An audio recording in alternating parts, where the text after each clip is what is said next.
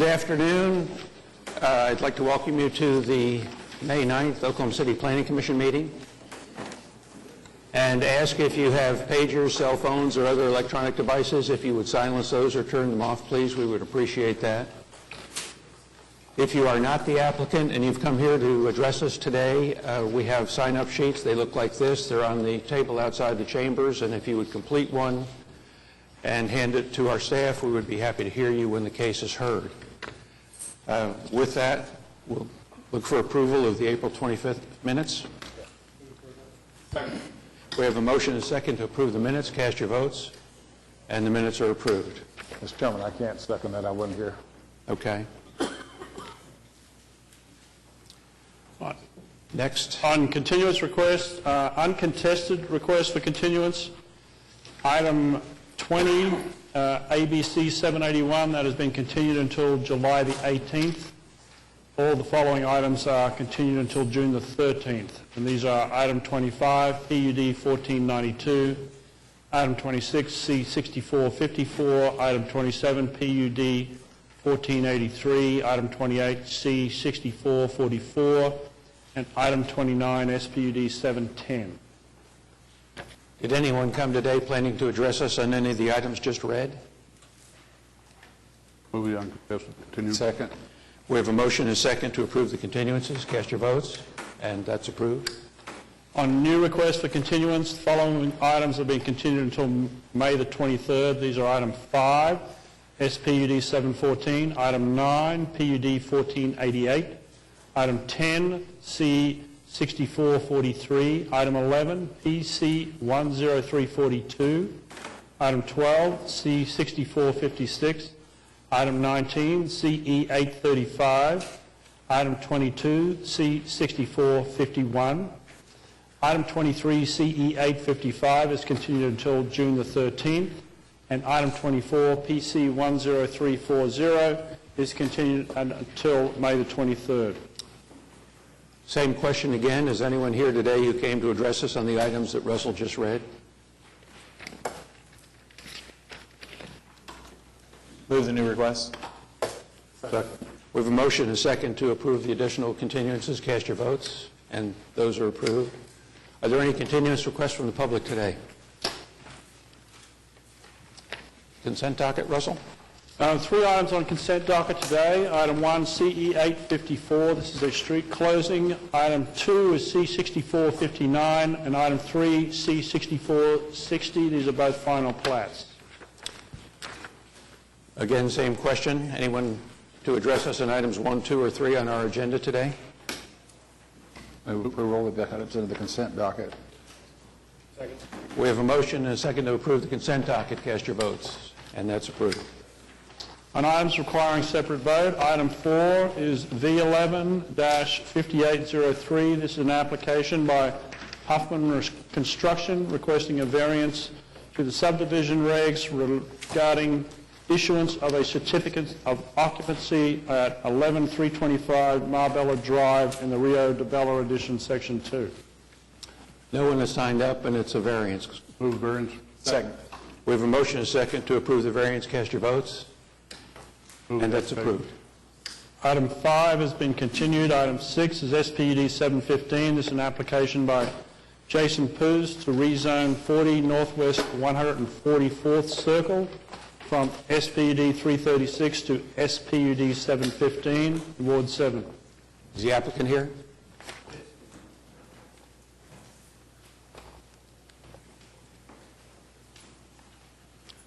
Could you give us your name and address for the record, please? Benjamin Floyd. My address is 3017 St. Fergus Drive, Edmond 73034. Okay. Commissioners, no one has signed up. Move approval of the application. Second. We have a motion and a second to approve item 6. Cast your votes. And that's approved. Thank you. Item 7 is PUD 1494, an application by Hobby Lobby Stores to rezone 5200 South Council Road from I-2 Moderate Industrial to PUD 1494, Ward 3. My name is Gary Nolan with Smith Roberts Balderschweiler, representing the owner, and I've got Bob Mackey and Barley Phillips with Hobby Lobby. Just briefly, what you're planning to do? It's a development on the south side of 44th Street along the east side of Council Road. We're doing a PUD in here. We're going to try to keep the stream natural. This is an appearance corridor. We plan on 6 buildings along the north side of Highway 152. We agree with the TEs on this PUD. And one thing is, they're not going to have any kind of mechanical units on top of the buildings because of the appearance corridor. We're here to answer any questions. I'd compliment you on the design of the project. It looks to be well done. No one has signed up, Commissioners. Yeah, I agree, and I move approval of the application. Second. We have a motion and a second to approve item 7. Cast your votes, and you're approved. Thank you. Thank you very much. Item 8 is PUD 1486. This is an application by Aztec School to rezone 2600 General Pershing from I-2 Moderate Industrial and R1 Single Family to PUD 1486 in Ward 6. Mr. Chairman, Dennis Box. I'm here on behalf of the applicant with Paul Lefevre. We have a number of people from the school here. If you all have questions, the staff has recommended approval, and we would ask you to follow their recommendation. And this is off General Pershing Boulevard. To the north of this site, you have the North Care facility that is being constructed at the present time. This will be the campus. Ultimately, at the end of the project, you'll have a high school, a junior high, and a grade school. They will start with a high school and junior high, and we're here to answer any questions if you have any. You're okay with the TE? No, the sign, Glenn Short, who is the engineer. I thought you were going to mention that, Dennis. Yeah. Just waiting for me? I was. You were Mr. Bright. We've got a good reason for the sign. We've got an example of what it'll look like. Keeping in mind in the PUD, we have agreed to come back on the site-specific plan for you all to review it and go from there. But Glenn Short, I'd like for him to speak to you. Give us your name and address, please. I'm Glenn Short, 6409 Captain's Drive, here Thank in you. Oklahoma City. Thank you. And I'm the architect on the project, and we've been working with the master plan. And as Dennis described, we have a high school and a middle school and a grade school, and it's actually a campus. So we're not promoting this as a single building, and it's really a community center. And we discussed the aspect of this sign. So my first comment is it's not just Aztec High School. We really want to have a sign that identifies, that brings in the community. We've got gardens for their use, we've got sidewalks, we've got an auditorium, sports facilities, etc. But we were discussing it, as I said, and let me kind of tell you really why, in my heart, and that's what it is, we need this sign as described. For starters, when the subject came up, I too don't want a pole with a large TV screen that, does 2 things. It lights the bedroom windows, of which there aren't too many residences around, quite frankly. But it draws your attention that way. We want a monumental sign that identifies the foundation of the school. But I receive about once a week from Dr. Deskin, the director of the school, the CEO, kudos to the students. And, Maria may have received a scholarship, or Joe may have gone on to college or received an award in athletics or something like that. There's over 700 children in this school from the low income, and 90% of them are above or in that lower income. We want to stay local. 90% or more actually go on to higher education. And I honestly believe it's because of the encouragement that Dr. Deskin gives to these students on an individual basis. So I'm reflecting what I see in these emails of kudos, and as you can see them on any school sign, congratulations to the students. So I think it becomes a very integral part of the way the school manifests itself to be so successful in what they're doing with these lower income families and children. So it's for the student that we need to be able to display this gratitude, this congratulations, this emotion, if you will, to help the system. We just don't need a small sign that says kudos. We need one that's dynamic, one that's graphic, and one that says, "We're proud of you." Now, the only other thing I can say is two other qualifiers, perhaps. One is the building's going to be a two-story building with a little bit of an arcade atrium, and we don't want something bigger than that, so we arbitrarily said, well, 2 stories is about 25 feet. The sign that we have in mind, this is not to be taken exactly, but this is a sign that's on the Northwest Highway that was built within the last, probably just turned on in the last 30 days, but it has the characteristic of the space that we're talking about. It has the school image, it has the larger display area, and it has the dynamics of a more audio-visual with the TV type set as opposed to the red dots. So that's the vision, is to be able to produce these kudos. This is the concept. It's a monument. It introduces a campus. It's not an advertising billboard. And it encompasses landscape, materials, yet has enough presentation, because if you've driven down Pershing Boulevard, it's not a dense industrial type space. You can see this sign for some distance, and it needs a certain amount of volume and space. So my summary would be, it's for the kudos for the kids, if you really want to look at why we like that sign. Well, I appreciate the kudos for the kids, and I'm familiar with the school, and I think it's a wonderful school. Great. I think we might want to see the sign, the exact sign proposal, rather than Along that line, along that line, we know that our next step is the specific plan. And we've got the master plan, we've got the PUD zoning concept. Part of our next step, specific plan, will be that sign, and we will present it in a design similar to this, that you can actually evaluate the impact. And if there are comments at that time, fine. All we're trying to do now is set the parameters to operate within, and we do plan on coming back and getting specific approval. I'm very familiar with General Pershing Boulevard because I drove that street for 25 years coming from my house to my office down here. Right. I know exactly where the place is. I know what's there, what's not. Right down the street across from Villa is a wonderful facility operated by whomever with great landscaping and a monument sign of 8 feet tall. And everything that you've said, I don't see one reason why you can't reproduce what it is you want to reproduce in an 8-foot or 10-foot monument sign, because there's not one bit of sign competition. There's no way in the world that anybody can see that sign from any place, because from where you are, you go straight down where that facility is, across Villa, then you do a curve. There's an industrial complex going across the street to the north. That's all done. And then to the far west, you've got May Avenue and the fairgrounds.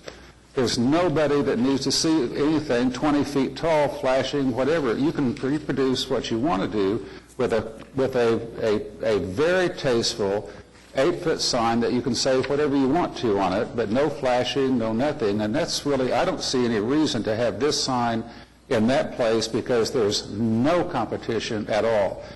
I think it detracts from what potentially might be the neighborhood. I mean, what there's industrial right to the west of you, but right across the street there's an automobile place. They've done a nice bit of landscaping along there with that. They have a metal fence, but they've also landscaped it. Your school will be a great addition. Don't get me wrong. I'm in favor of it, but the sign does not belong on that General Pershing, the sign that you've described, that tall. I think you can do that with a much lower marquee than what you're describing there. There's no reason to have that kind of sign, because it doesn't advertise to anybody. They can read on it exactly what it is you want to read in a smaller structure.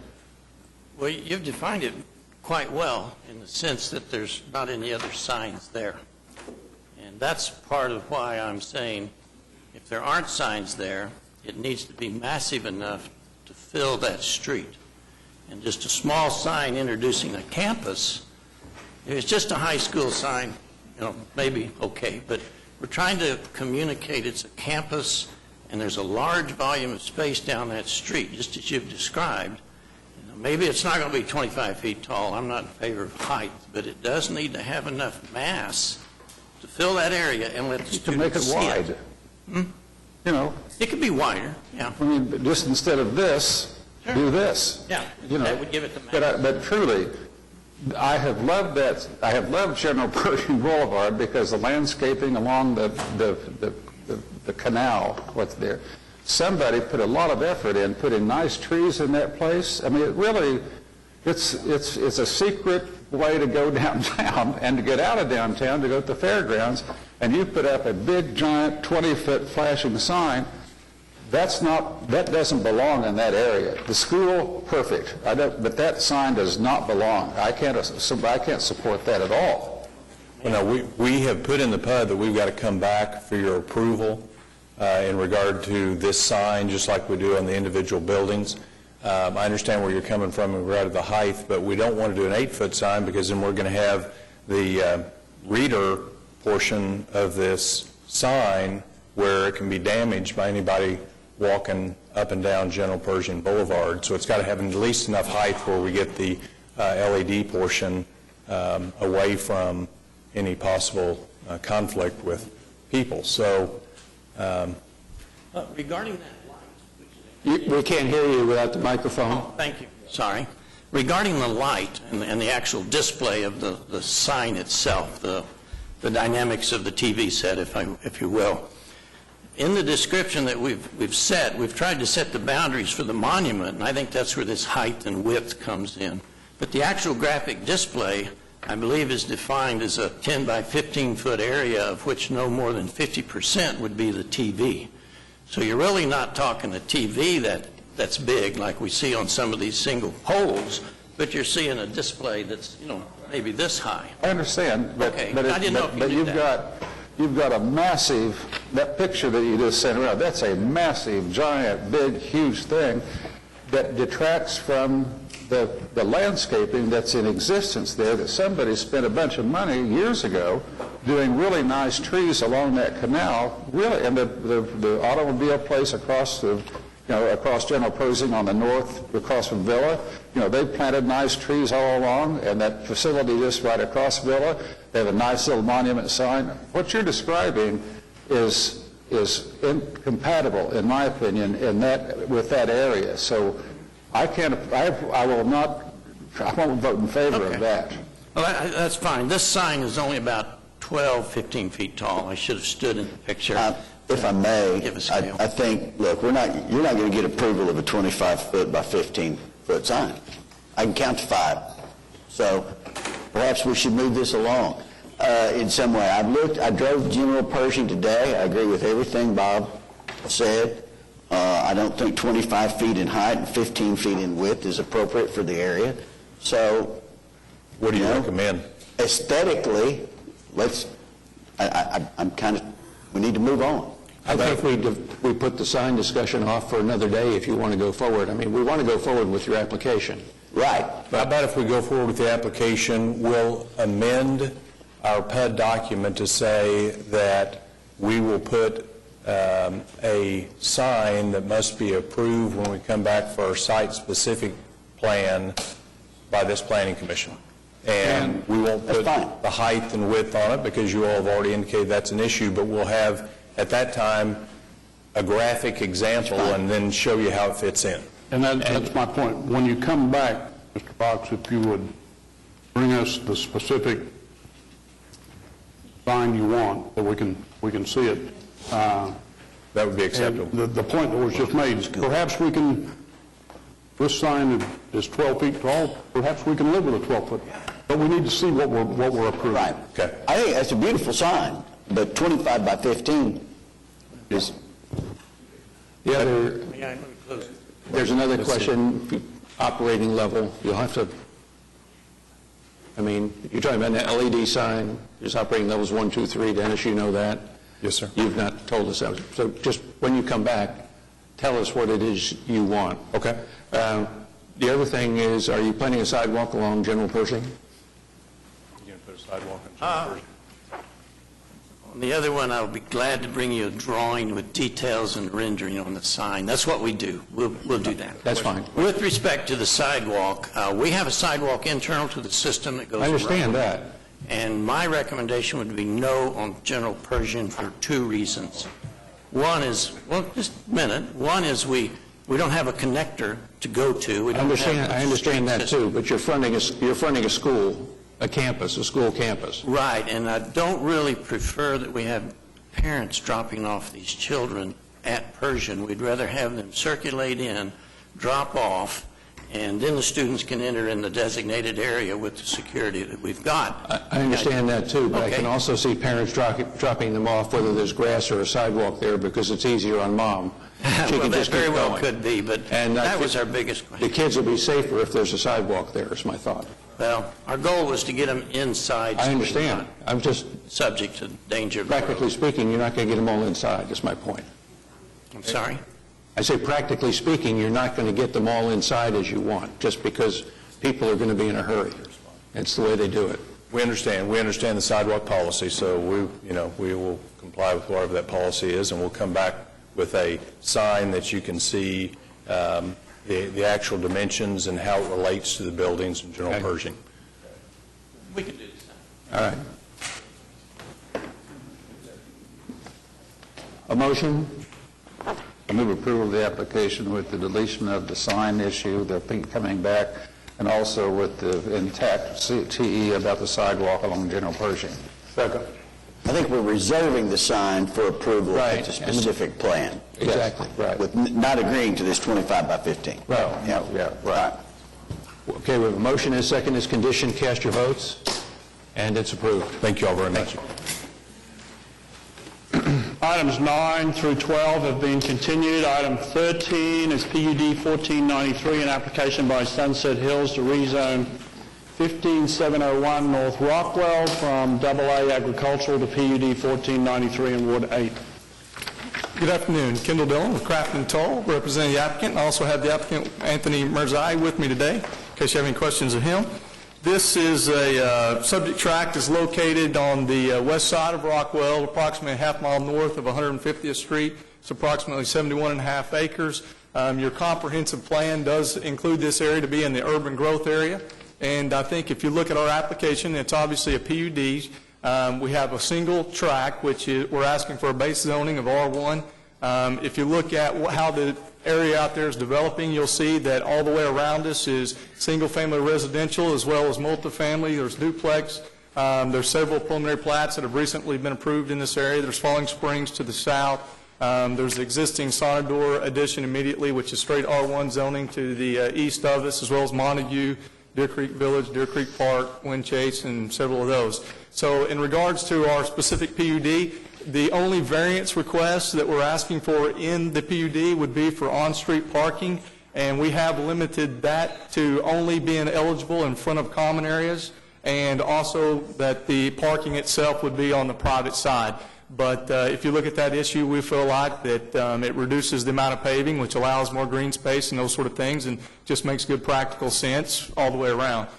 So that's the only variance request that we've got written into the PUD. We are in agreement with all of staff's TEs except on TE number 4, which is the 70% brick. We would like to ask, and we've written in for that to be 60%. And we do feel like that there's a market that it's becoming more and more popular and that people are trying to get away from something that's completely brick. And we've got a few pictures of some houses, examples if you'd like to see them, but I won't pass them out unless you want them to save time. But we feel like that that's something that's still a great looking home but provides a different look and it's a more fresh feel to it. And so that's the reason we'd ask that that be, instead of 70 on that TE, we'd like to have that amended to read 60. And with that, again, we feel like that staff report mentions that our proposal is appropriate for the area and consistent with what's going on. So with that, we'd ask for your approval. Kendall, the staff report, at least when I read the facade regulations, it says 50. You want 60? We did, our original submittal, we had 50. That's what we were kind of targeting. We received the comments back from staff saying 70, and we've actually resubmitted another PUD to staff that has cleaned up most of these comments, and in that we kind of split the difference and went to 60. You have those pictures with you? We do have some examples.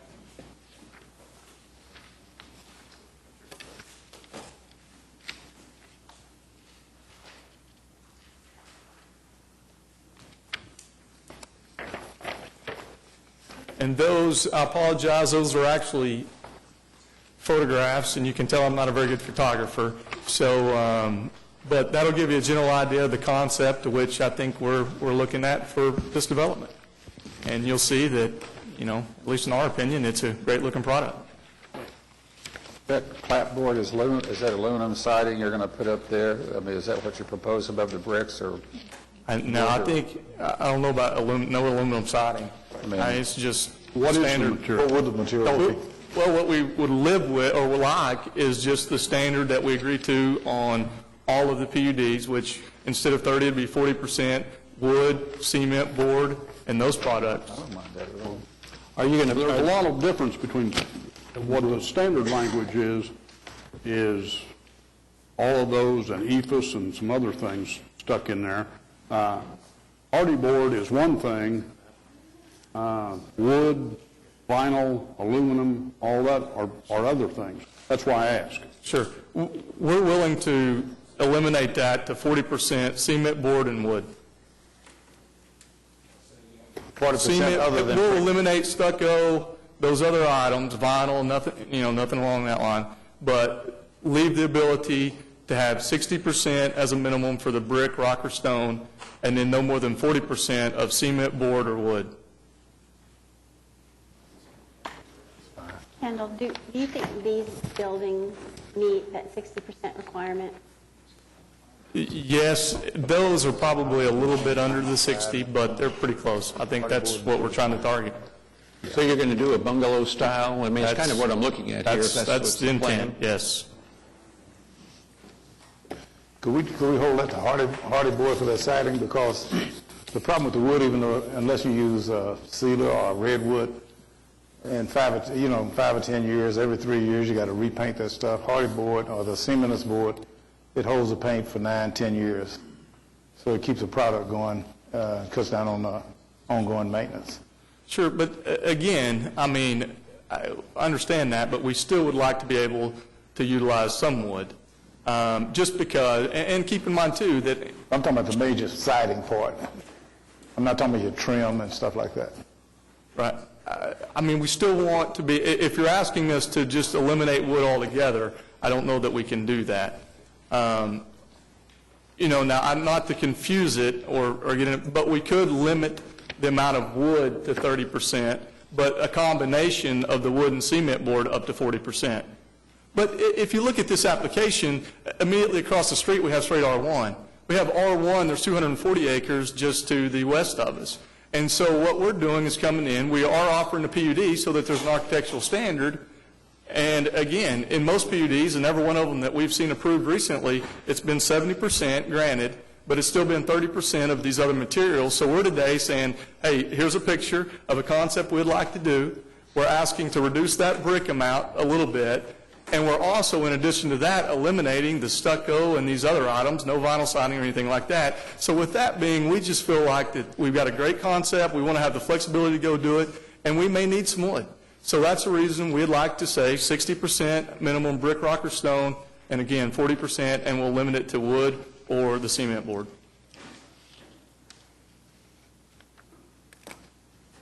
Any other discussion, Commissioners? No one signed up? Nick? These going to be all single-story homes, or are they going to be some story and a half type thing? Trying to figure out where the wood is. If I'm looking at a house that is 40% wood, and it's the second floor, that's one thing. If I'm looking at a house that's single-story house and it's 40% wood, that's another issue from a visibility standpoint. And that's why I don't know what's planned. I'm assuming there'd be some second-story stuff. And my question is, can you put some kind of restriction on the use of that of the wood product to the second floors, or say hardy board's going to be, I'm not trying to draft your deal, I'm trying to get through this thing, but to the extent we use hardy board, frankly, I don't know why you wouldn't want to use hardy board all the way across, just because it's easier to work with and a better product, but I'm not building your houses. But I do have a bit of a problem on a single-story house, changing our standard by 10% and have it all wood. That just seems a little troublesome to me. The ones across the street don't have 40% wood. They could have EVIS, I see that, but you tell me. Well, I think you'll notice that some of those houses are two-story as well. And ultimately, what we're trying to achieve is to build something similar to that. And we feel like that what we're proposing today is basically what we need to be able to build something similar to that, which we think is a great product. In regards, again, and not to belabor a point, but we are in an area where there's straight R1 zoning, which you could build vinyl siding, all the wood you want, and everything else. And part of our intent is to come in, again, to provide that architectural standard, and all we're asking for is enough flexibility to try to accomplish that product. We're not trying to, we're basically bringing you a picture and saying this is what we're trying to accomplish. Now, I understand, but we feel like that the 60-40 will get us there. Again, not to complicate verbiage, but if it needs to be a mix in there somehow, we could do that, but as long as we're permitted still to do the 40% with a combination of wood and cement board, then that would get us there. But to me, I think if we just could get by with 60-40, that accomplishes. Because this example of this two-story, that's a lot more than 40% of the product of wood or siding. So we're going above probably what you see on those pictures. Well, it seems to me that limiting the amount of wood to the 30%, do 60-40, but limiting the amount of wood to the 30% sort of answers that issue. I mean, they would do that even if we were holding them to the 70%. They would have the opportunity to do the 30% wood. Yeah. So I don't have a problem with that. 60-40, limited no more than 30% wood. I think that kind of gets them there, I think. That's fine. Fair enough. I was just saying this is one of the examples they said they wanted to accomplish, and this will not work in that scenario. But with the percentage, it'll work with the percentage that you're. And we're agreeable to that. That's what I'm saying. So, well, having lived in a couple of houses that were wood-sided, and I painted them every 10 years, wood was just fine. But I'm living in one. Yeah. Kendall, I would just say that it's very difficult to go against the grain. You know that. I think this is, it can be a pun if you'd like it to be, yes. I've seen horizontal siding, vertical siding, some that looks, kind of sawtooth. There's an addition in Norman that has the vineyard that has all vinyl siding and brick, and I would dare say that I have somebody tell me that those homes aren't one of the hottest selling things in Norman. This is really a fresh approach, and I appreciate it. I don't have any issue with it at all. In fact, I'll be happy to see some of the Dallas style go away, and I wish you the best of luck with it. thank you. Any protesters? No one signed up. I'd move to approve the application with 60% limitation, with the proviso that the other 40% be wood or hardy board type product, and no more than 30% of that be wood. Second. Is that agreeable? Just so we got a clear understanding, if we want to make it 40% cement board, we can. Absolutely. But no more than 30% wood. Wood, correct. We're agreeable. Okay. We have a motion and a second to approve item 14 as condition. Cast your votes. That's approved. That was 13. 13, I'm sorry. Item 14 is the companion item, C-6405. This is a preliminary plat, same project, Rockwell Park. In regards to the TEs, we're in agreement with all of them. However, on TE number 3, something that we would like to ask for, if you'll notice that the staff report reads that, that after 60 lots, we should make some improvements to the intersection of 150th and Rockwell. The level of service drops from the C to D once you allocate 60 lots. What we would like to ask is that be amended to allow us up to 70 lots with our first phase. Reason being is first phases are very difficult to get off the ground, and there are certain things we'd like to do in the first phase and would just like to be able to get the additional 10 to help fund some of those things.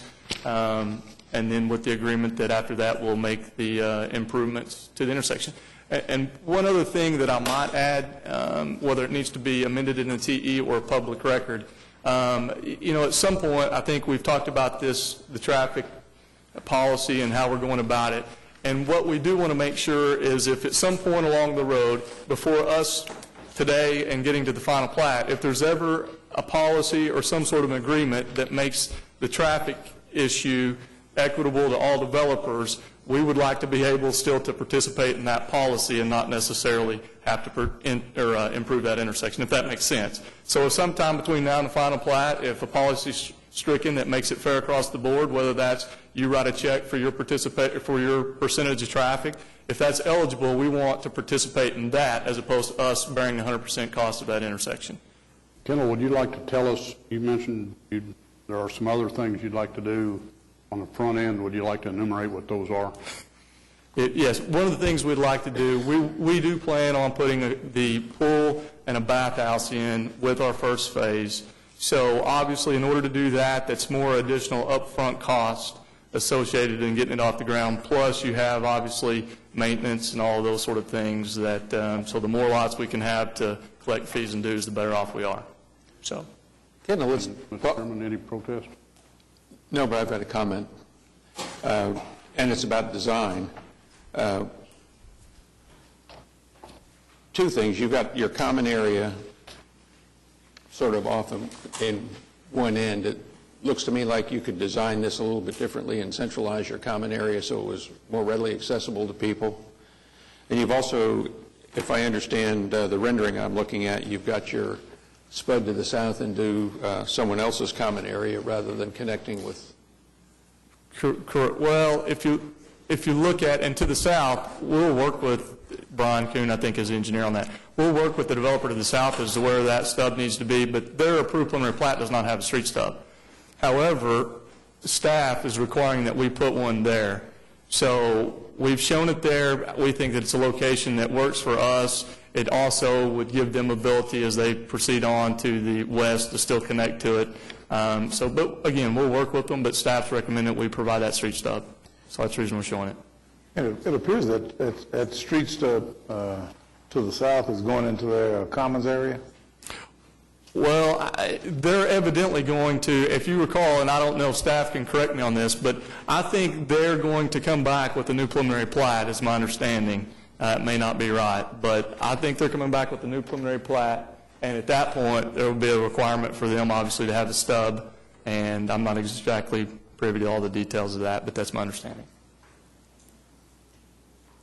What about a response to my common area comment and where it's located? If you look at it, I think with what our plan is, we do have the common area that to us still is somewhat centrally located. Obviously, the wider, the long and skinny, that kind of breaks it up and is somewhat centrally located. But if you look at it in regards to the topography of the site, you look at it in terms of what we're trying to accomplish, and I think we kind of have placed the common area in a sense as well. There's an oil well that's off of our property, but to the north in the common area with the pool and the clubhouse, and some things that we're going to do up there help to kind of buffer that as well. So, and we are talking about common area A being your... Common area A is where the clubhouse will be, or the pool and the bathhouse, I'm sorry.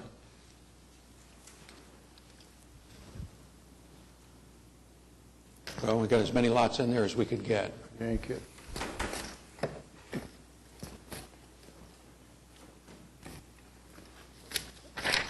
Motion, commissioners, or comment? I make a recommendation that we approve the application as modified. Modifying for the 70 units opposed to 60 lots development. And with the proviso that the pool and clubhouse be done on the first phase. And with the approval of the clubhouse being done on the first phase also. Second. What about, do we need to say anything about the road agreement, the improvement? Whether it's Got that amended or later on, part of the I mean. public record, we just want to be able to I participate think in the that's going to take care of itself when it gets to the final plat stage, when everything else comes together. This is a preliminary plat. I mean, I agree with Kendall's proposal, obviously. Twice. It makes sense. Okay, we have a motion and a second to approve item 14 as conditioned. JJ? Well, I was just going to say, it would make Kendall more comfortable, we can add some language on the TE3 that would just say, or provide for funding for the improvement subject to any policy change at the time of the final plat. We'll just add that to the T. Fine. All right. Incorporate that in your motion, James, and your second. Okay, so we have a motion and a second to approve item 14 as conditioned. Cast your votes. It's approved. Thank you. Item 15 is PUD 1480, an application by Shaz Investments to rezone 13615 Southwestern Avenue from AA agricultural to PUD 1480 in Ward 5.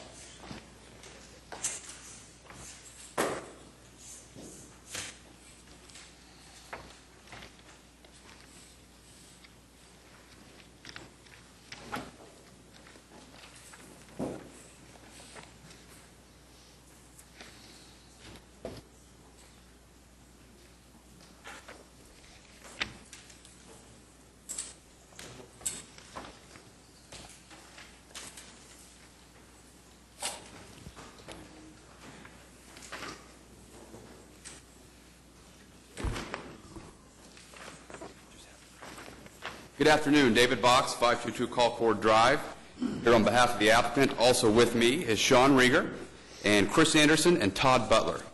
This is an application that has been before the Commission for quite some time. This is now the second time we've been here before you live, and I think it's important to start back at the beginning and take a look at how this project has changed since we started. This is a project comprising 104 acres, and it's a mixed use of commercial and residential. Back in July of 2012, I'm not sure if everybody can see that. Back in July of 2012, the way that this project was laid out with the orange highlights the single family. What you see in blue was two separate multifamily tracts, and what you see in purple was the commercial tract. What that meant was a total lot count of 1,256 dwelling units. Significant protests came about, so we went back and we modified the plan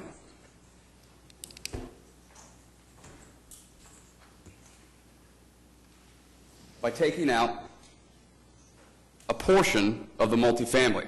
We replaced that with commercial. There was still significant protest. We then modified the plan again by taking out one of the proposed multifamily units and replacing it with more single family. We still had one multifamily project and the commercial didn't change. Fast forward to present day, we have now modified our plan to what you see. And that is, the orange is all single family, the blue is single family zero lot line with one strip of duplex bordering the commercial, and the purple is still the commercial. Now, our total lot count is 423. So I think it's important when we look at this to look at the density not only here, but all around us. This exhibit references the density. Obviously, ours is in orange, and it reflects just the R1 portion. It doesn't reflect the duplex and the R1ZL, and I'll get to that in a moment. But when you look at just the R1 portion, our density is 3.76 dwelling units per acre. There are 250 units. When you look here north, it's 4.27 dwelling units per acre and 627 units. It's more dense. When you look west of that, it's 4.83 dwelling units per acre, 570 units. Again, more dense. To the west of us, across Blackwelder, is 3.14 units, so it's slightly less dense, but it's still in line with what we're asking. Now, I suspect that others that will come up will point out, we didn't include the R1ZL and the duplex, so our numbers are skewed. Well, we didn't do that. That's true, but we also didn't include the large multifamily right here with this, which obviously would push their numbers up. We didn't include the large multifamily right here, which obviously would have pushed these numbers up. So we think when you look at this project and you look at the history of where we came from with over 1,200 lots and where we are now at 423, it's a nice mix. The staff has recommended approval. In this area, under the comp plan, is urban development. So it fits in line with what the comp plan calls for, but more importantly, it fits in line with all the other developments in the area.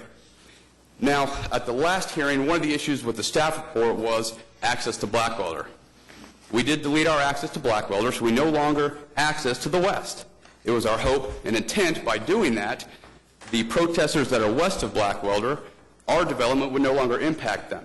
All of our development will access onto Western, so we won't be going up and down Blackwelder. Blackwelder actually dies right there south of our development and becomes a private street. We also have in our PUD committed to come back for a specific plan on the commercial tract. We are willing to commit that we will not do a traditional strip center. We've committed to the architecture as far as building products that have to be used, all 70% brick. We also deleted the uses that we think wouldn't be appropriate. And the staff report references the large gas sales and billboards, and we are in agreement to delete those.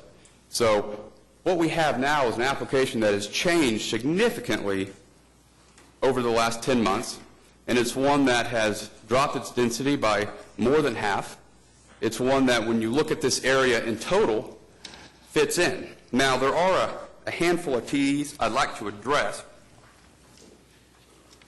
TE number 2, in our PUD, we ask for a 12-foot sign. We do require that it's a monument sign. Western is getting ready to be expanded, and the rate of traffic will be fast, and the amount of commercial we have, we would like to be able to do a 12-foot sign. We think just the 4 extra feet will make it still a nice-looking sign.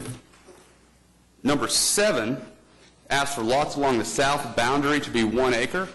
We would ask that what we've done here is amended already. We've made the largest lots in this development on the southern border. We've also added several areas of common area along the southern border.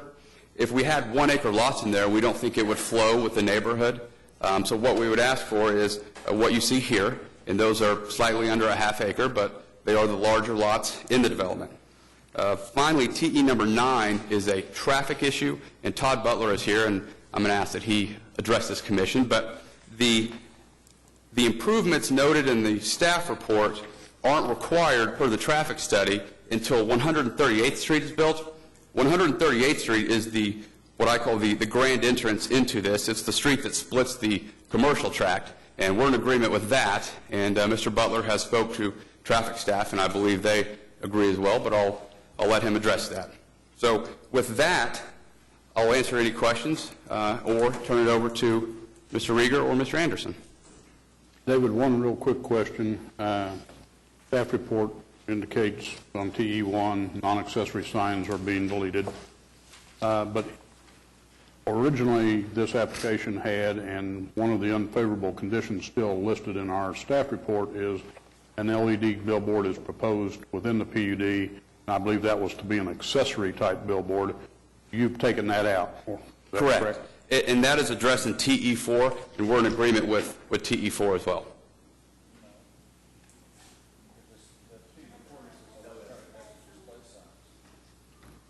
I know you wanted an electronic billboard. Yes, we agree. Theoretically, you could have an accessory non-electronic billboard, and you're not going to do that either. That's coming out too. Yes, sir. Very good. Thank you. Okay, we do have several people signed up to speak. Well, there are a couple more on my team. There's a few other issues that are out there that I'd like them to address, all right, if I may.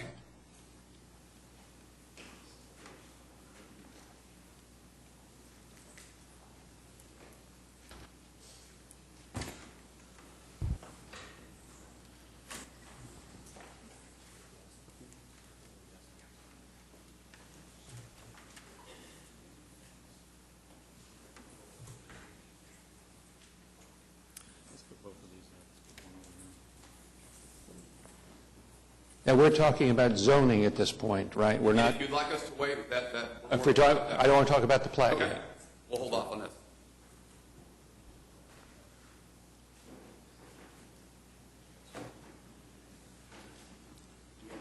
Okay, Mr. Groves, you can go first. Good afternoon, Mr. Chairman, members of the Commission. My name is Eric Groves. I'm an attorney. I represent protestant Alan Gann. If the Chairman will allow, I'd like to pass out some graphic depictions I think will be helpful. This on the zoning, Eric? Yes, sir. Okay.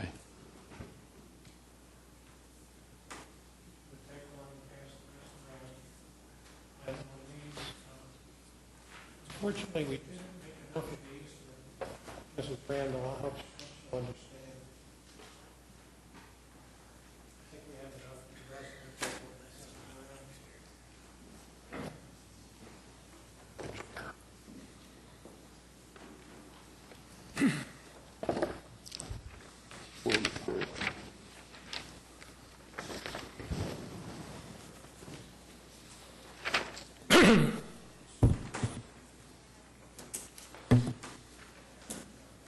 You want one?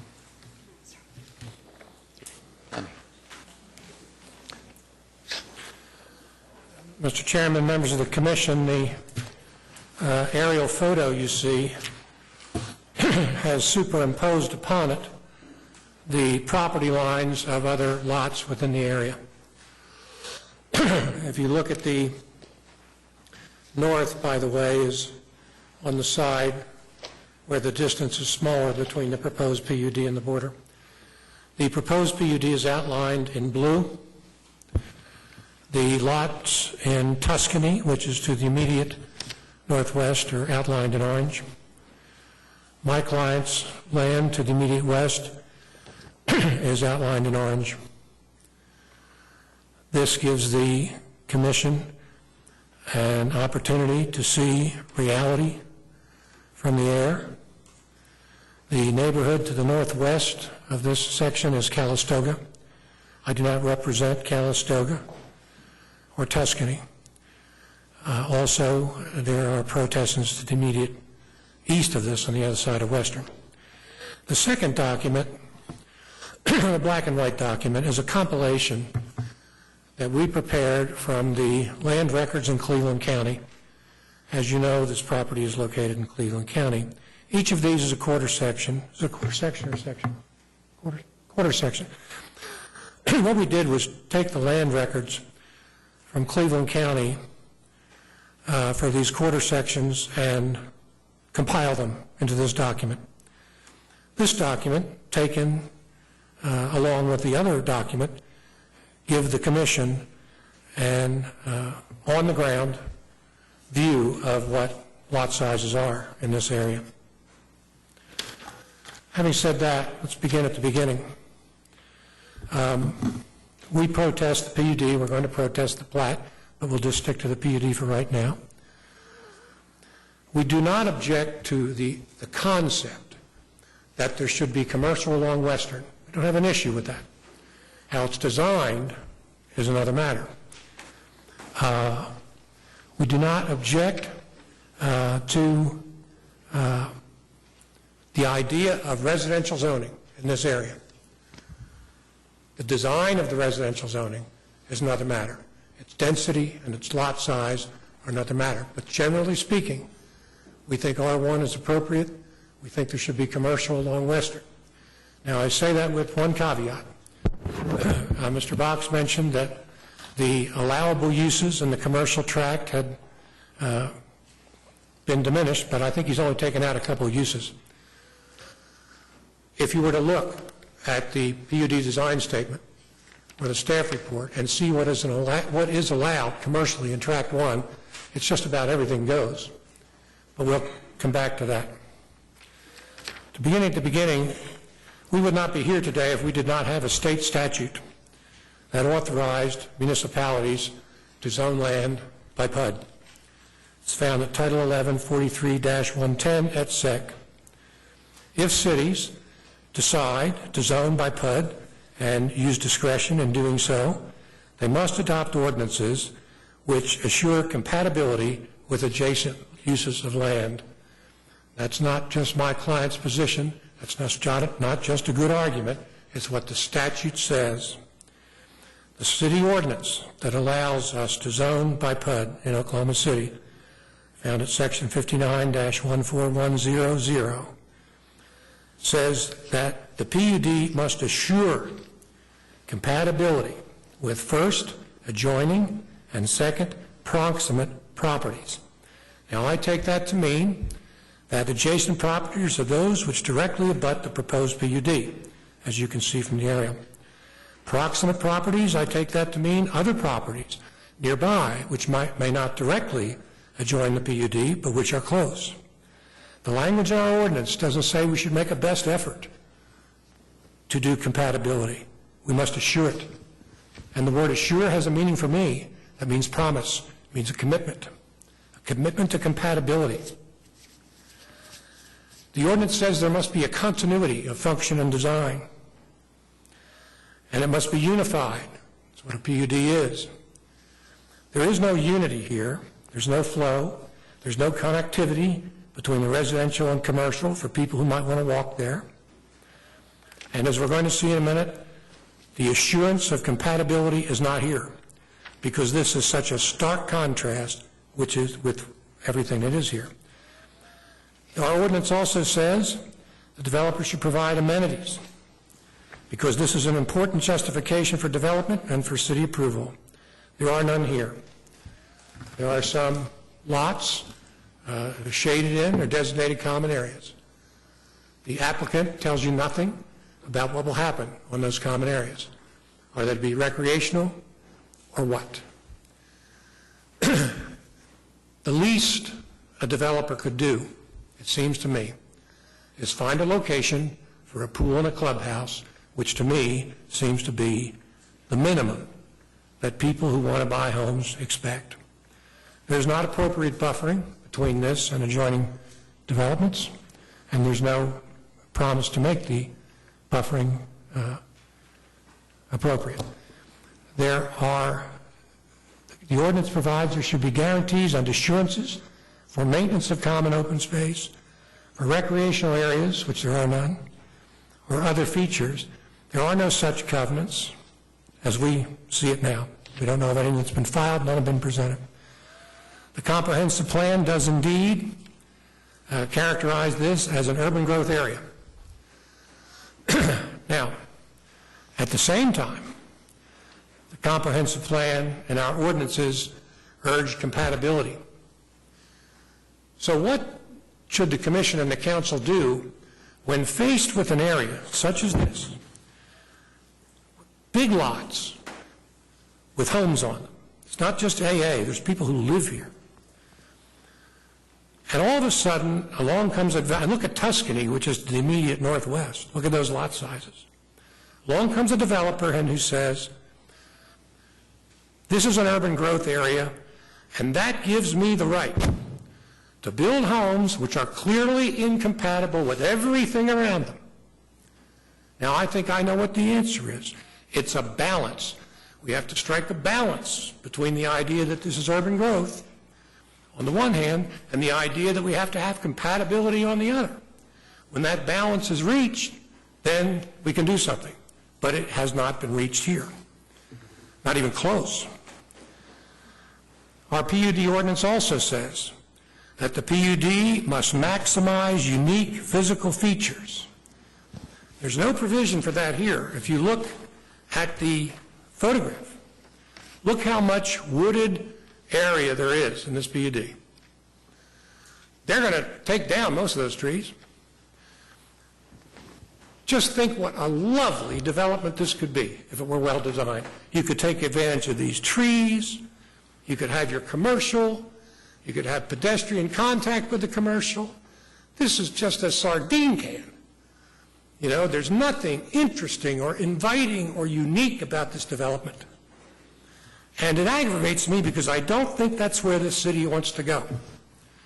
You know, we can have Bricktown, we can have the Thunder, we can have Boathouse Row, But great cities have great neighborhoods. Those of you who grew up in neighborhoods know that. This is not what we want. Fortunately, it can be fixed, but it requires a developer who's willing to fix it. This applicant apparently has a business plan, a model, and he's just not going to depart from that. He's not going to accommodate these inconsistent sizes all around him. I mean, just look at these things to the south, to the west, to the east. Now, I'm not saying he's got to do 1 acre lots, although I'd like to see it. You know, the staff says, let's do 1 acre on the south. He doesn't want to do that. I'd love to see 1 acre lots. That may not be realistic. But the densities and the lot sizes just don't fit with what else we're doing around here. If this is what we want, if we want a city with neighborhoods like this, you know, I think we owe it to the young people who are going to buy these homes, maybe as starter homes. I think we owe it to them to say we're going to do what we can within the parameters of our regulatory authority to give you the best deal we can. We're going to try to arrange it so that your investment pays off someday. This doesn't work. I mean, the very idea that he wouldn't even have a clubhouse and a pool or a playground for the kiddos, I mean, doesn't that tell you something about the kind of applicants you're dealing with here? Thank you. Can I address just that point? Yeah, we're not discussing the kind of applicant. That's all. Okay, well, We're characterizing the applicant as not. Right. Inappropriate because we actually have committed and sent a letter to Terry Massey of staff committing to a clubhouse, a pool, a playground, walking trails, a meeting room, workout facility. So to characterize the applicant as bad, I think, is wildly inappropriate. Okay, well. Roland, Tague? It might be best, Mr. Chairman, if I might suggest, on the zoning side, that Mr. Kennedy follow me, because I think Roland's going to talk about plat, aren't you, Roland? Roland, is your issue zoning or platting or both? All right, you signed up for both. Mr. Kennedy?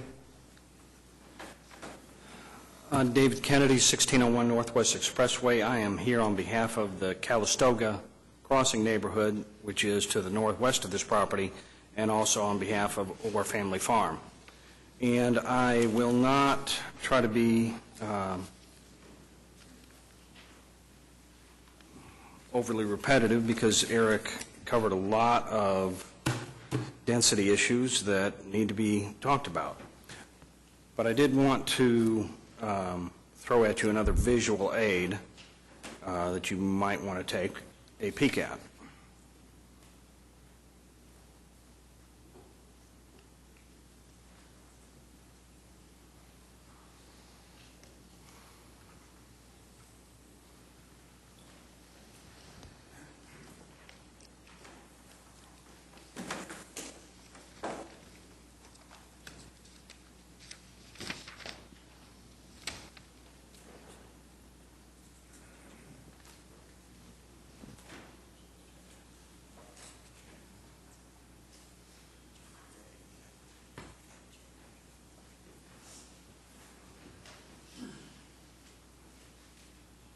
Chairman, while those are going around, this appears to pertain to the plat rather than zoning.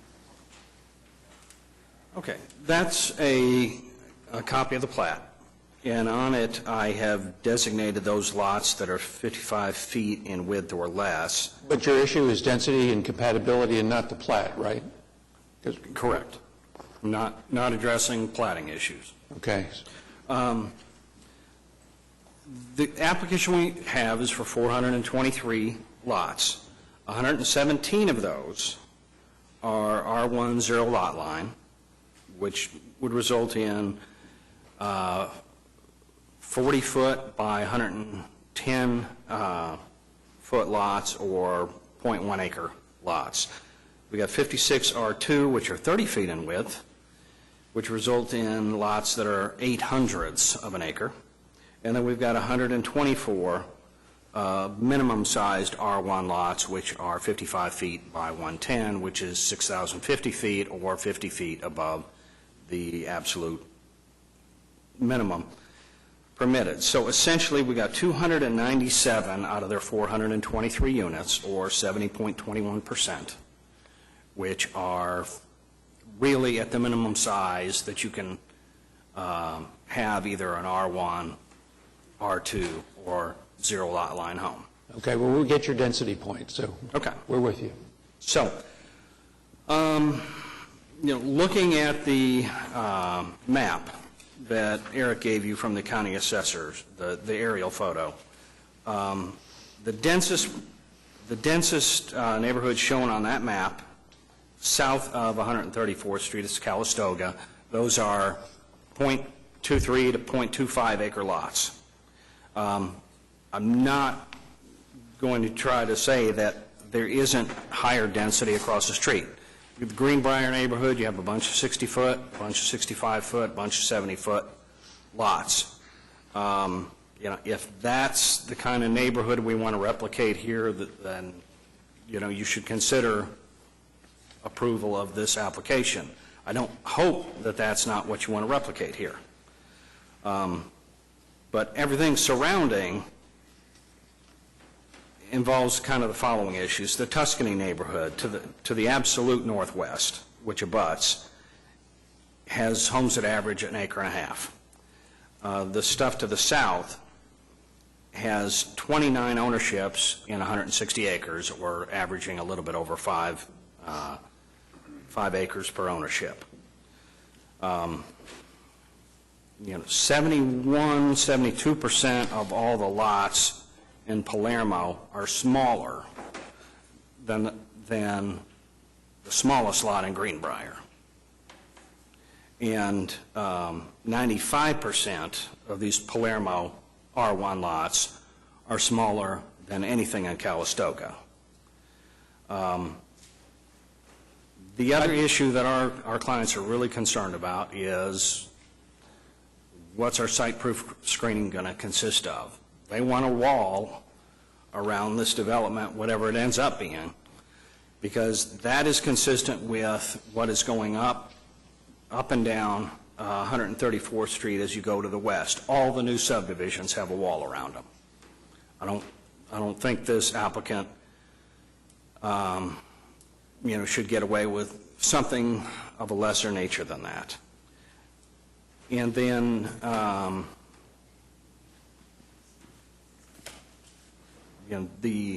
I guess the other issue I have is everything to the east is 5 acres. The lot owned by Alan Gann is about 40 times as big as the biggest lot that the applicant is proposing. So to sum it up, from a density standpoint, it's way out of line with what's in the neighborhood, and I hope that you would ask them to redesign it so that it's a more normal neighborhood, because this is, A, not a normal neighborhood, and B, it certainly doesn't fit with what surrounds it. Thank you. Mr. Parrick, are you on the PUD and the plat, or? Yes, both. Okay. Give us your name and address and stick to the PUD for the moment. We'll talk about the plat next. Jim Parrick, 13729 Hillahey Drive in Oklahoma City, which is in Calistoga Crossing. I'll just be brief because you're going to get plenty of this from, you already have. But the applicant talked about the changes that have been made, and there have been a number of changes made to this application. And I would say that just has taken it from being a really bad fit for the neighborhood to just a bad fit. The main reason, as you've heard, is the density issue, and the applicant's exhibit that goes density, as you're beginning to understand, really misrepresents the density of the area. A couple of things that become evident if you're familiar with that area is 134th Street, which is a state highway, is really a dividing line.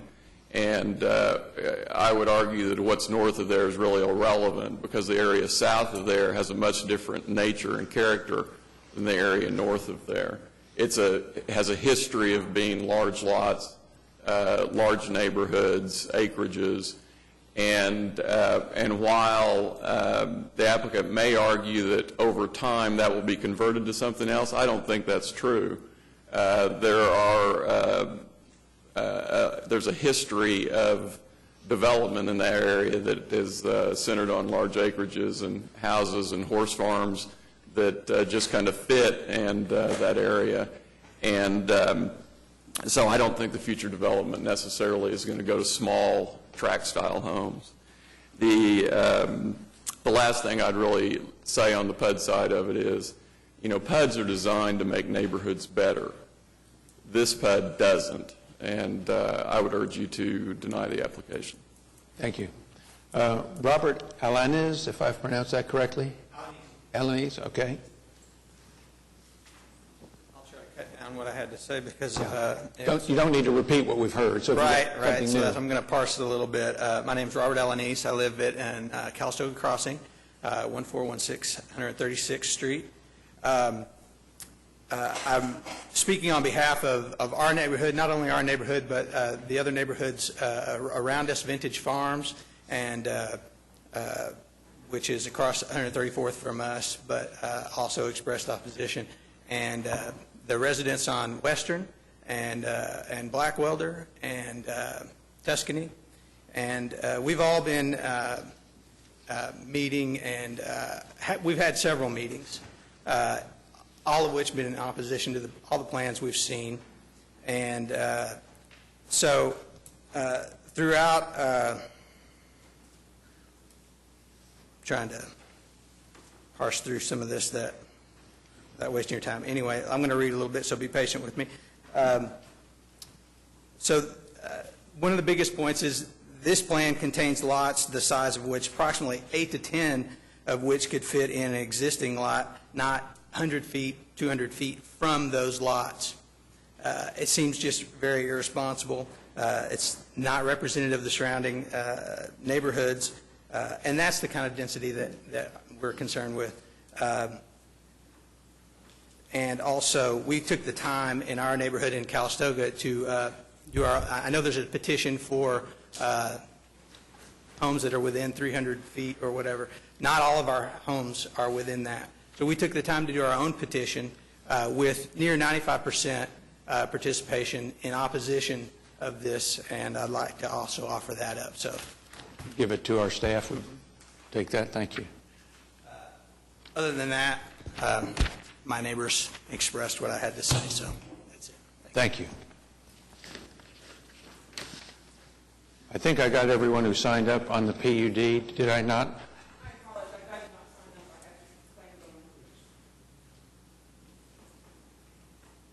My name's Ami Swank. I'm an attorney with Groves and Associates at 3600 North Classen. I just want to point out one thing on the density issue as far as the surrounding. I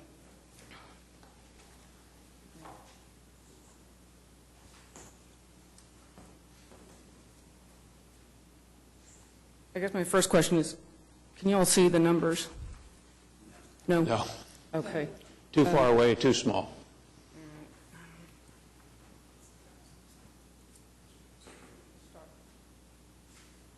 It's going to be a little hard, but...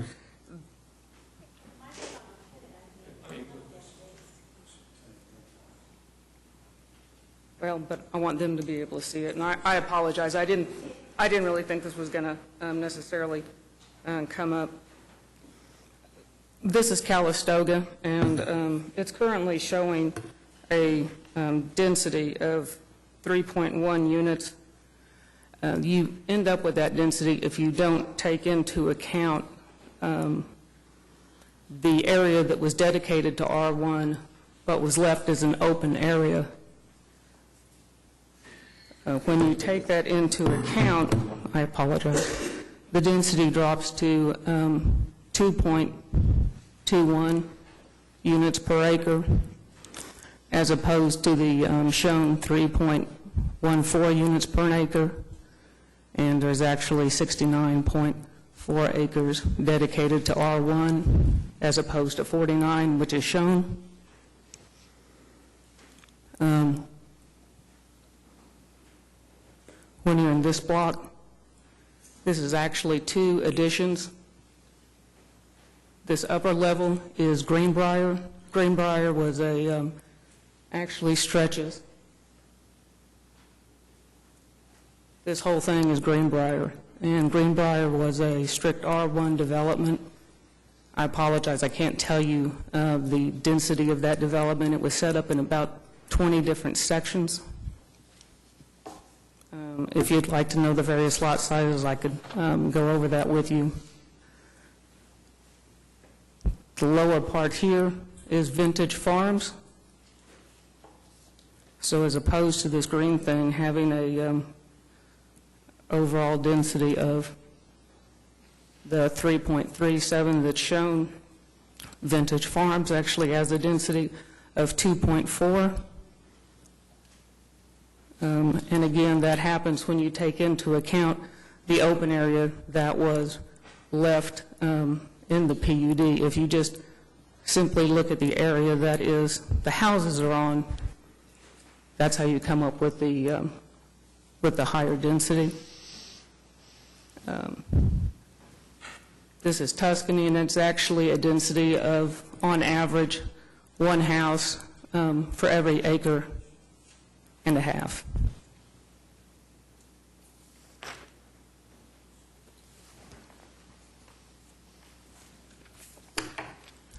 I just wanted to get that clear. If you were to go with the other numbers and just consider the areas, not the open areas, the proposed density that the applicant is seeking would move up to 6.36. Okay, David? I just have 2 points. One being there was a comment that there would be no connectivity. There will be sidewalks throughout, so no matter where you were in this neighborhood, you can walk out of your house, get on a sidewalk, and access any tracks, including the commercial. And the comment that we're taking out all of the unique natural resources. The shaded area on the northwest portion is the tree area, tree preserve. So we're going to maintain as much of that as possible, and that's where the clubhouse with pool and all the amenities will go. So we think that we are utilizing those unique natural resources. And as I mentioned earlier, I think it is important to note and stress that staff recommends approval because this development is in conformance with the plan. And it was in conformance with the plan even when we were twice the density. So with that, we would ask for your approval.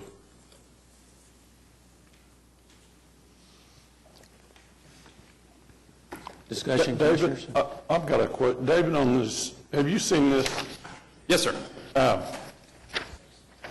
The depth of those lots that are 55 foot or less in width, what's the depth of those lots? Let me ask Chris real quick. Hold on 1 second.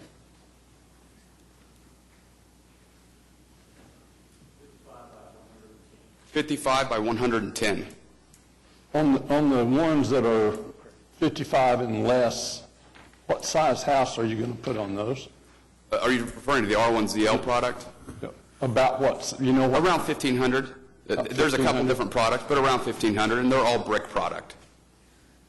And setback is going to be, you know what the building line is going to be? I'm going to let Chris address these specific questions. Well, we're getting into flat questions. 20 feet. 20? Yeah, it's 20 feet. That's the code. That's what the R1 zoning code provides for. So there is going to be enough room for a car to park in the driveway? Oh, sure. Without blocking the sidewalks and Jim, we're getting so on and so forth. we're getting into plat issues now and not... I understand. Okay. Mr. Burnett, you just signed up. Do you have something to add to the plat discussion, or the zoning? Well, based on... Come to the microphone if you do.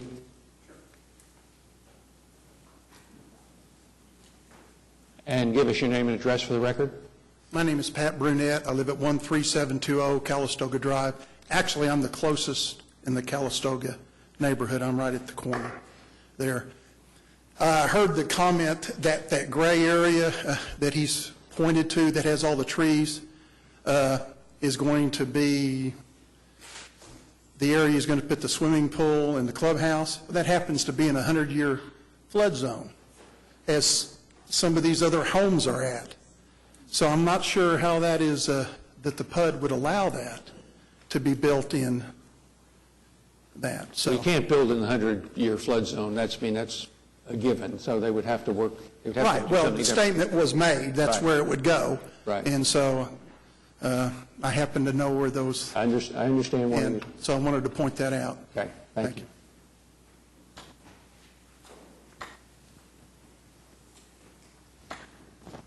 I have a question, I guess, for my fellow commissioners. I was not as involved in the Southwest Sector Plan development as I was with some others. And I'm curious about this idea of the tension between what seems to be really a much more almost quasi-agricultural or quasi-rural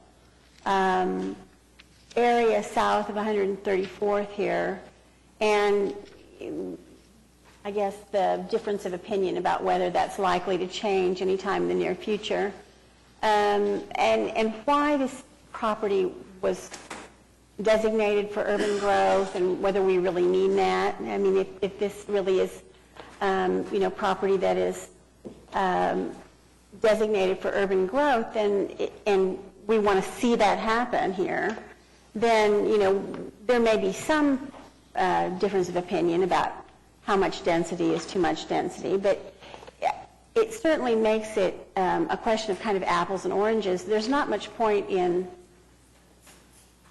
comparing an R1 standard residential subdivision to these surrounding quasi-rural, 5-acre lots and so on.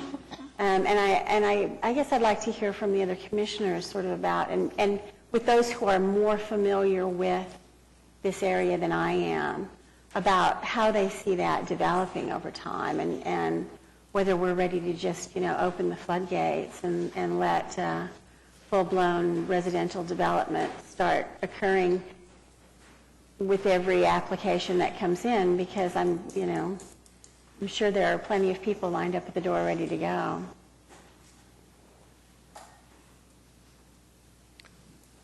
Well, I don't think every application that comes in the urban growth area needs to be urban growth today. I mean, we're starting with a plan that goes back 30 years, and we're now talking about doing a master plan to look forward for the next 20 years. So you're talking about a roughly 50-year time span from when some of these plan notions were put in place and where the city is today and where it might be 20 years from now.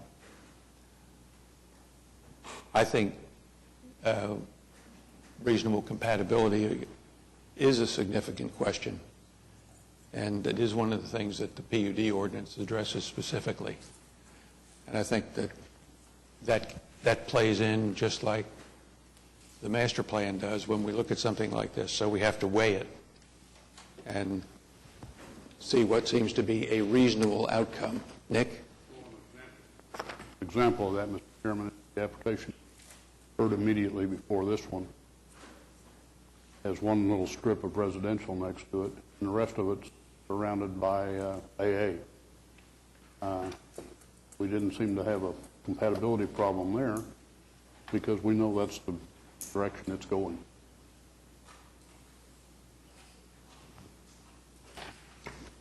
Well, my comment about the application is that I'm convinced from the statements of the protesters, particularly the idea that 134th Street is really a dividing line, and even though, as the Chairman said about the urban growth area, is that everything south of 134th, with the exception of this one development, which is R1 to the northwest, is really, I mean, this map and that other graphic that you pulled up, Jim, about the number of little lots, et cetera, in the thing, just to get the thing moving along, I'm going to move to deny the application. Do we have a second to Commissioner Bright's motion? Okay, is there any further discussion? We have a motion and a second to deny the application. Ready to vote? Cast your votes. It is denied, 5-4. Please.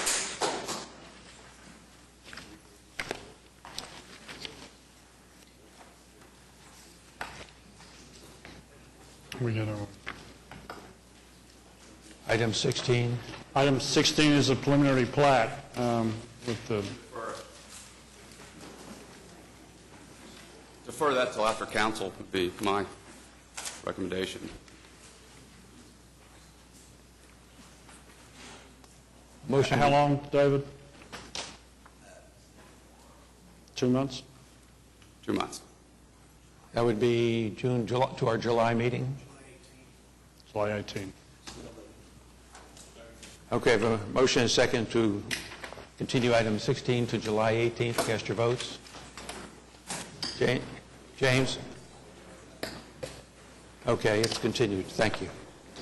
Item 17 is PUD 1489, application by Sweetgrass Communities to rezone 3500 North Sarah Road from R1 Single Family to PUD 1489, Ward 1.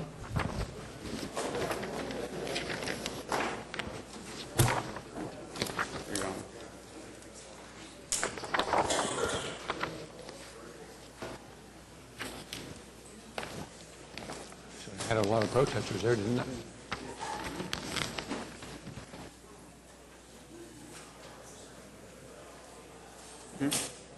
You don't bring it?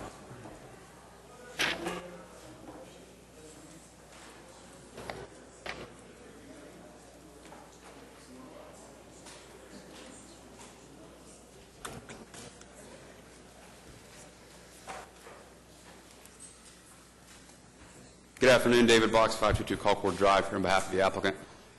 This is a PUD on 101.75 acres for residential development.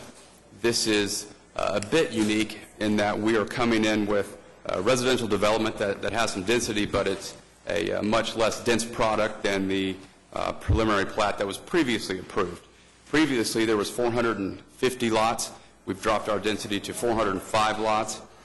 There was 7 acres of open area in the old plat. We have almost 16 and a half. And in addition, in the PUD, we have committed to splash pads, soccer field, baseball field, and a pavilion and playground area, which is something that this commission wants and we are willing to provide for. There are a couple TEs that I'd like to address.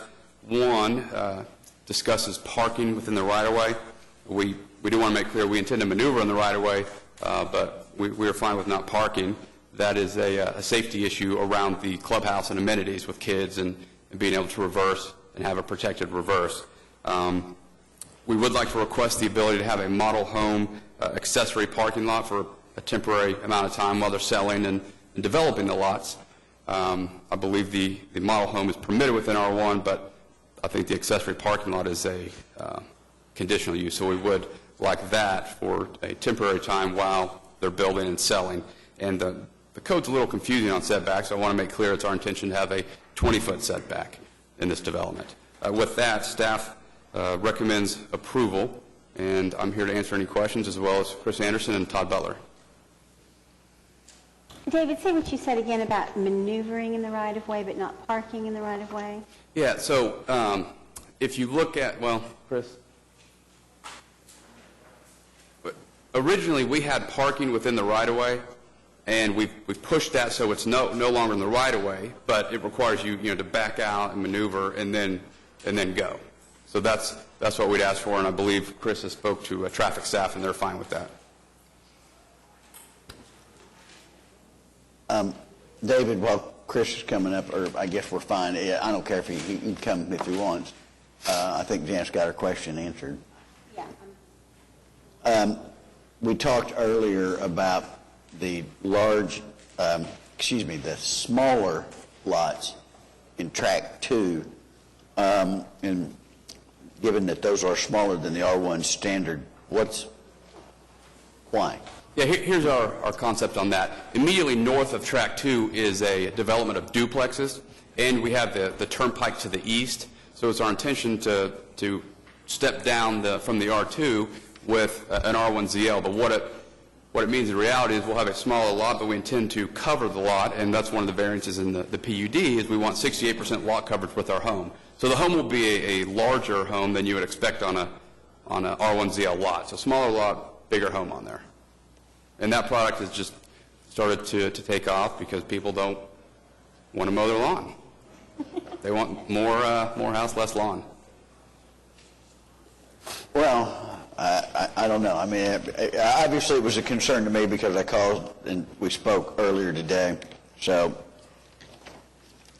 Well, if it's any comfort, Mike, I raised the same question when David and I talked too.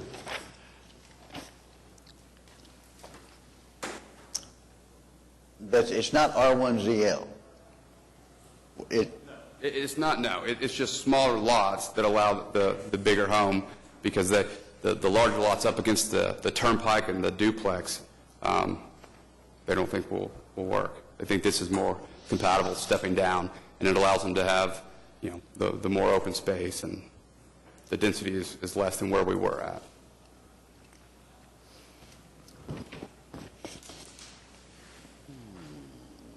I don't know. I just don't know.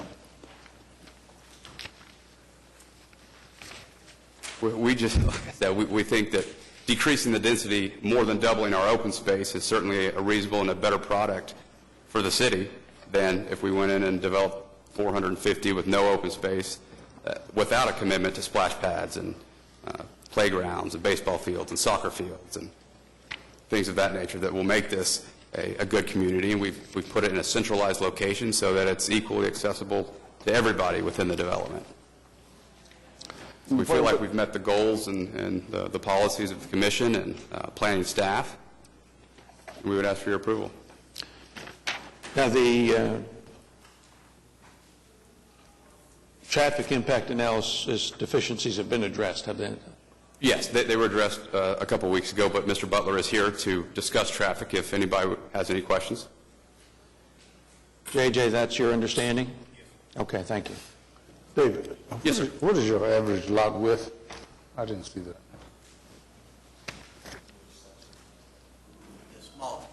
Tell me the small lots first, Chris. Chris Anderson with SMC Engineering. Thanks. You're talking about in the small lot area? Yeah.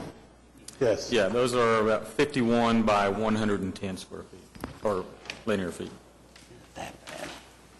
So there's typical depth, they're just narrower? Yes. Yeah, and they're compatible with lots that we've done in other subdivisions with this developer. 60 by 100. And I wanted to point out, I forgot to bring the exhibit of the old preliminary plat that we were going to show you. I want to make a point on that if you look on the new layout here, up in the area adjacent to the duplexes was the only open space that was designated on the original preliminary plat. That's where an oil well is, oil well and drainage. So there was no real usable open space on that. And that's one of the good things about this layout. We come in with usable open space and provided amenities in it. And that was part of the trade-off for the smaller lots. Well, you know what that means? Get the big built by the turnpike.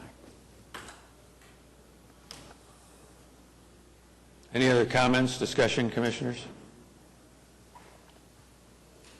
No one signed up. I'll move approval. I'll second it. Okay, we have a motion and a second to approve item 17. Cast your votes. And that's approved. Thank you. Item 18 is C-6445, revised preliminary plat of Castlewood Trails Edition.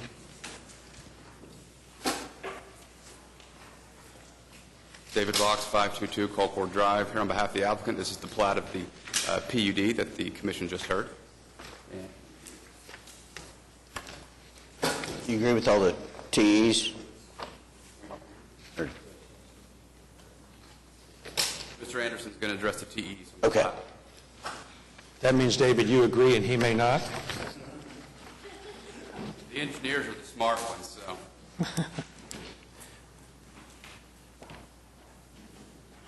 Actually, on this one, we do agree to all of the TEs. No discussion. Bit of a surprise. No one signed up? I'll move approval. We have a motion and a second to approve item 18. Cast your votes. And that's approved. Items 19 and 20 have been continued. Item 21 is ABC 783, application by James Burkes for an ABC 2 at 2416 Northwestern Avenue, Ward 2. Good afternoon, Commissioners. Bud Scott, 311 South Klein, on behalf of the applicant, James Clay Burkes. We're on the continuance of this matter from 2 weeks ago, at which time Commissioner Powers had some questions about our proposed development. Since then, we've had an opportunity to meet. I think she understands the scope of our project and what we're hoping to do here, so we request approval. Do you have any questions?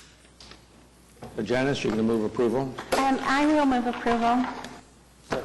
We have a motion and a second to approve item 21. Cast your votes.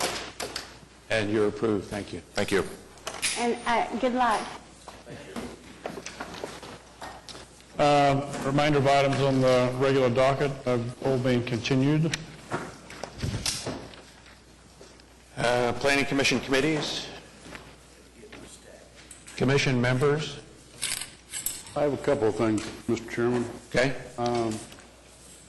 2 or 3 meetings ago, we heard an application for a site at 14th and Classen, and I told a cute little story about the magnolia tree. You might remember, and the architect sitting down there confirmed that the tree stayed. I drove past this morning. The tree is gone. Oh, gee. Now, there's a bit of a problem in my mind with that. We didn't condition it on keeping the tree, but if they weren't going to keep it, they didn't have to tell us that either. Next time you'll put it in TE. Well, I'm not going to condition an approval of a deal on keeping a tree, I know. but that was a disappointment. The other thing is a little more upbeat. Also has a downside to it. The Hefner Division of the Police Department has a community resource officer named Charlie Epperly. Has been there since before I was a planning commissioner. He was the resource officer. He is pure gold. I don't know how many neighborhoods he's helped, how many people I've referred to him. Each time he's knocked the ball out of the park. He is retiring the end of this month, and I'd just like to, on the record, thank him and hope we get someone that's half as good. He's done a great job, and he's trained others. Yes, he has. I have one thing that Janice at least is familiar with. A traffic commissioner by the name of Rob Littlefield, who is, I think, the Ward 2 traffic commissioner, has talked to Janice and approached me about some coordination between the Traffic Commission and the Planning Commission. They oftentimes deal with traffic issues within subdivisions once we've approved the plats. And I think they would like to have some joint discussions with the Planning Commission on what are the implications of the way plats are laid out and designed as relates to traffic. And his timing is great as far as I'm concerned, because I think we need to be talking more about the quality and of the design of the subdivisions we're approving, so that we're actually promoting communities and neighborhoods that will function as neighborhoods, rather than just seeing people come in with a computer-generated layout that fits in as many lots as they can possibly get in the acreage available.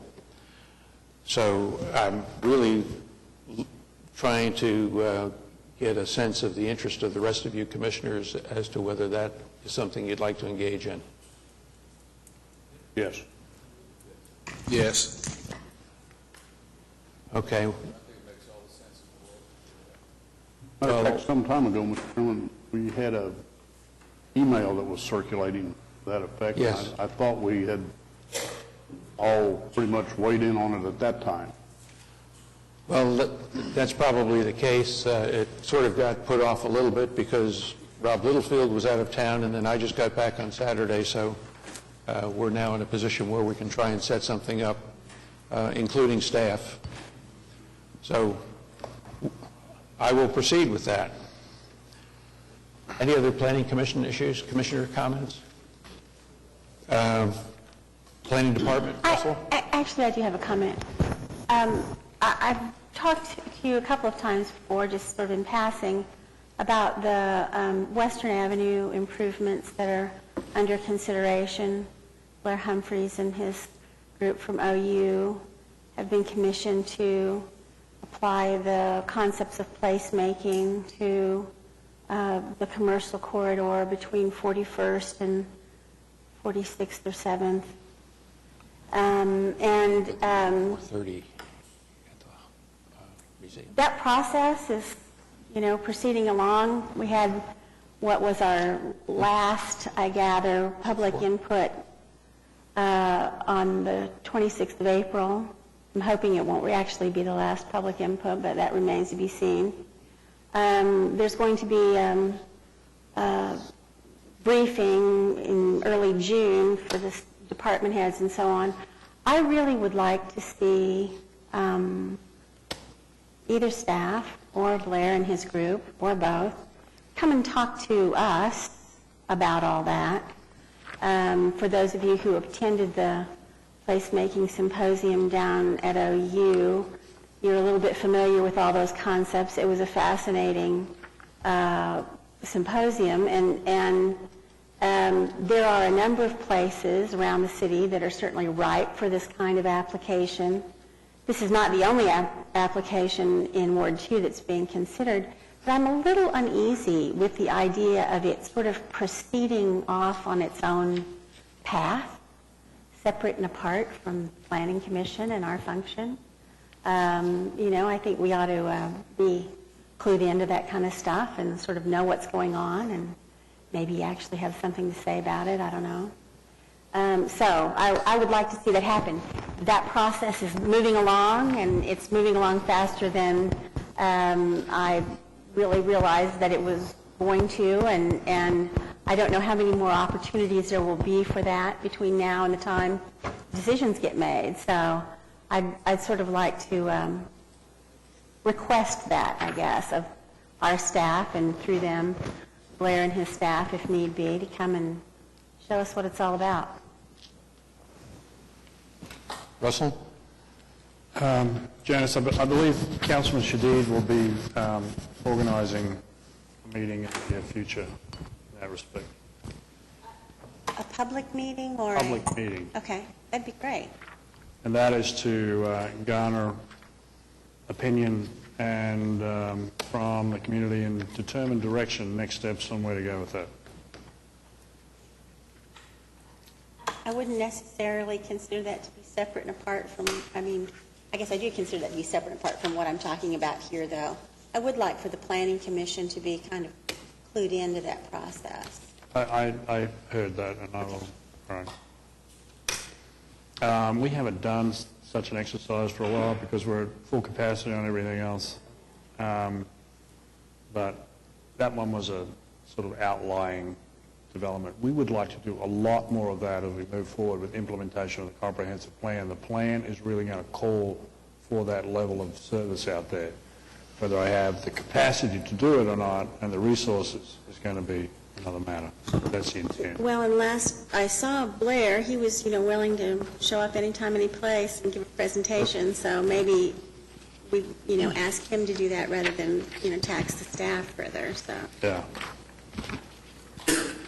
Okay. We have the Mayor's Roundtable next week, next Wednesday. Is everybody aware, signed up for that? Good. There is a meeting today of the architecture school from OU at the museum at 4 o'clock where they will be presenting student designs on projects that they've been working on in the downtown area. And I've been working with the architecture school, the planning school, and this is out of landscape architecture and the quality communities. And the intent is to create a downtown studio within the next year. It's an integral part. It's a real-world practice of what they're learning at OU. We're looking for a place for them to locate, and this is an excellent, I think, a really excellent thing for downtown in terms of they can focus on things that we don't have the capacity to focus on in a much more thorough way than we can do.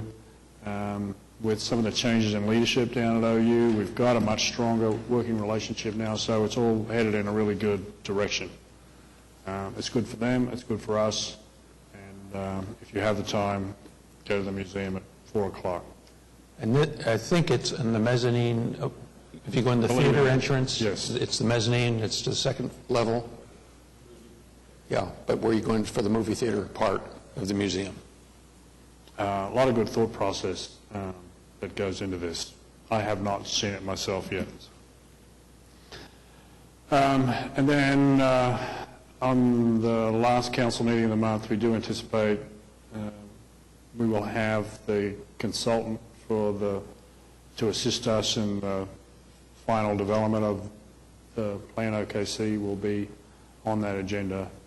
And so this is all sort of precursor to pulling together the the community advisory team again and continue with that process. Staff have been spending a lot of time on the refinement of the policies for this next phase of consideration.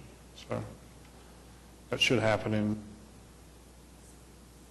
summer, is that what you said? June, July. Development Services, Municipal Councilor. Motion to adjourn? Or